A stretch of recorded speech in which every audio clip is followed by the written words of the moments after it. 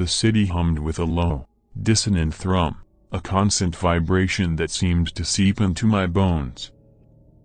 I was a cartographer, a mapmaker in a world where the landscape shifted and changed with unsettling regularity. Not the physical landscape, though that had its own quirks, but the remembered landscape.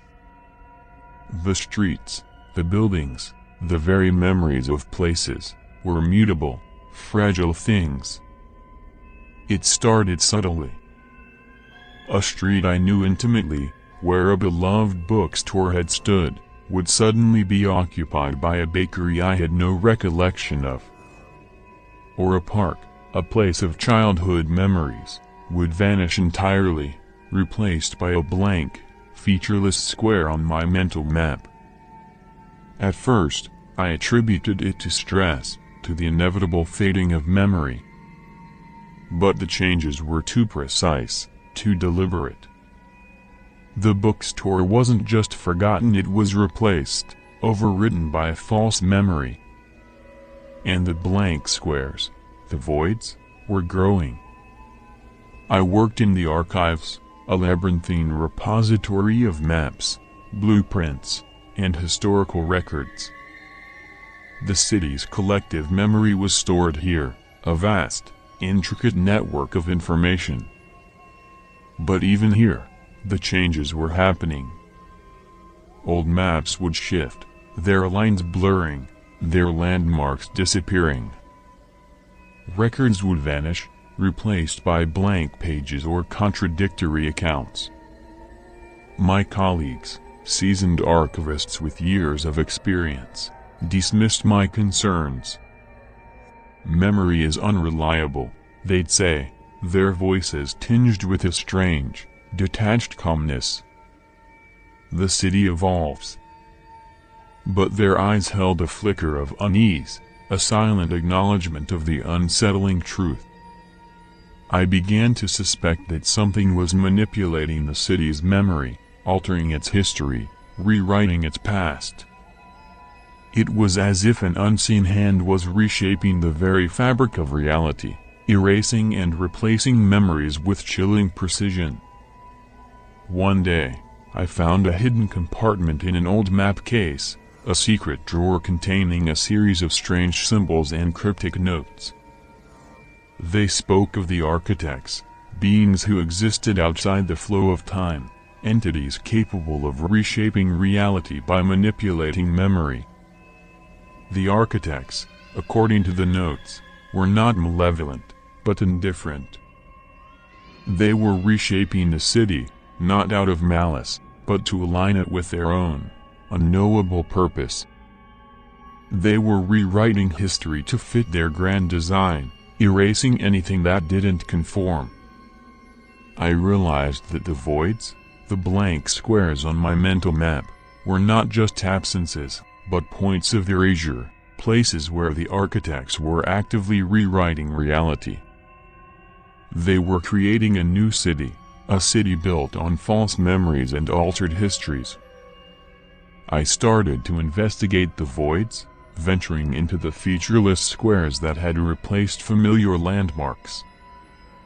They were not empty, as I had initially thought.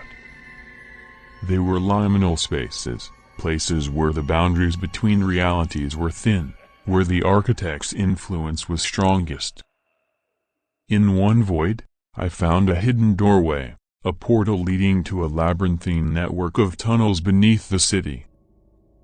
The tunnels were filled with echoes of forgotten memories, fragments of erased histories, whispers of the past. I followed the tunnels, deeper and deeper into the city's underbelly, searching for the architects, for the source of their power.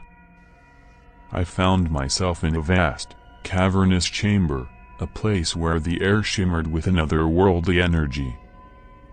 In the center of the chamber, I saw them.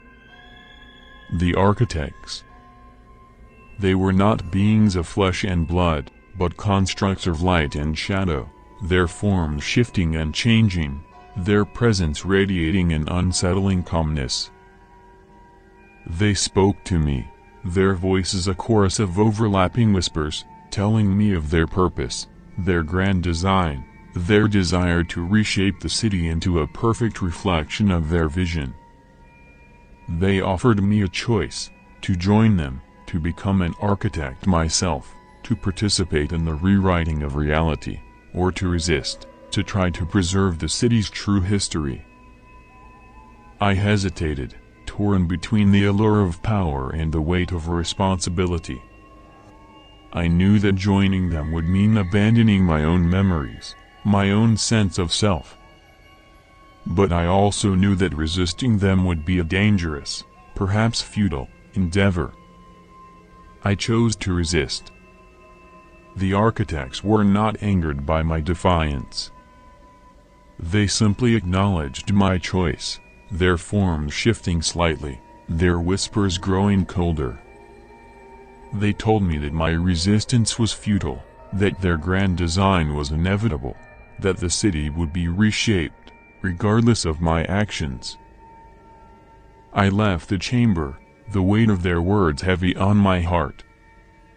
I knew that I couldn't stop them, that their power was too vast, their influence too pervasive. But I also knew that I couldn't surrender, that I had to try to preserve the city's true history, to keep the memories alive. I returned to the archives, determined to document the changes, to create a true map of the city, a map that reflected its shifting realities. I knew that my work would be a dangerous undertaking, that the architects would try to erase my efforts. But I also knew that it was a necessary one. I began to collect fragments of forgotten memories, whispers of erased histories, glimpses of the city's true past. I created a hidden archive, a secret repository of information, a sanctuary for the memories that the architects were trying to erase. I became a guardian of the city's memory, a protector of its past. I knew that my work was a lonely one, a dangerous one, but I also knew that it was a vital one. The city continued to change, its landscape shifting, its history rewriting. But I remained, a silent observer, a vigilant guardian, a cartographer of the shifting realities. I was a mapmaker in a world where memory was a fragile thing, a world where the past was constantly being rewritten. And I was determined to keep the true history alive, to preserve the memories that the architects were trying to erase.